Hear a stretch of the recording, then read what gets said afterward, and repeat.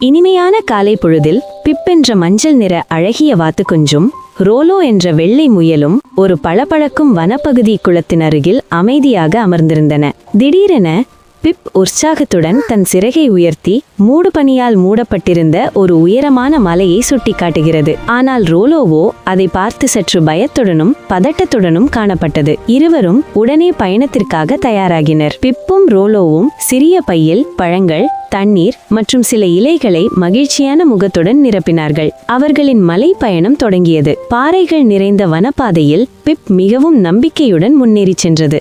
ஆனால் ரோலோ சற்று தயக்கத்துடன் பின்தங்கியது. வழியில் ஓடையில் நீர் பளபளத்து ஓடிக்கொண்டிருந்தது. ரோலோ பயப்படுவதை பார்த்த பிப் நீர்த்துளிகள் தெறிக்க தன் நண்பன் ரோலோவை லாவகமாக தாண்டி குதிக்க உதவியது. பிறகு பயணத்தின் ஒரு பகுதியாக அவர்கள் ஒரு குகை வாயிலை அடைந்தனர்.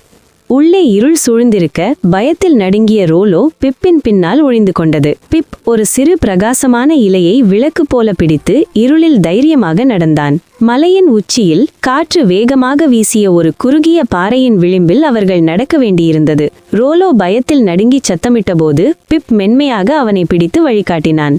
அது ஒரு நெகிழ்ச்சியான தருணமாக இருந்தது. ஒரு கட்டத்தில் ரோலோ பயத்தில் அங்கேயே ஸ்தம்பித்து நின்றுவிட்டது. அதன் கண்கள் விரிந்து பயத்தில் உறைந்திருந்தன.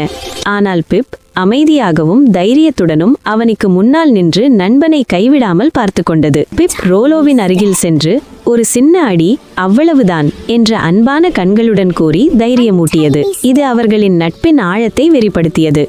பிப்பின் நம்பிக்கையான வார்த்தைகளை கேட்ட ரோலோ தனது பயத்தை உதறிவிட்டு அந்த விளிம்பில் மெதுவாக சின்ன சின்ன அடிகளை எடுத்து வைத்தது. காற்று மெல்ல அமைதியானது.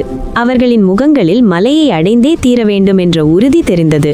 இறுதியாக மலையின் உச்சி. சூரிய ஒளியில் மலை பிரகாசிக்க, மேகங்கள் விலகிச் செல்ல பிப்பும் ரோலோவும் அந்த உயரமான இடத்தில் பெருமையுடன் நின்றார்கள்.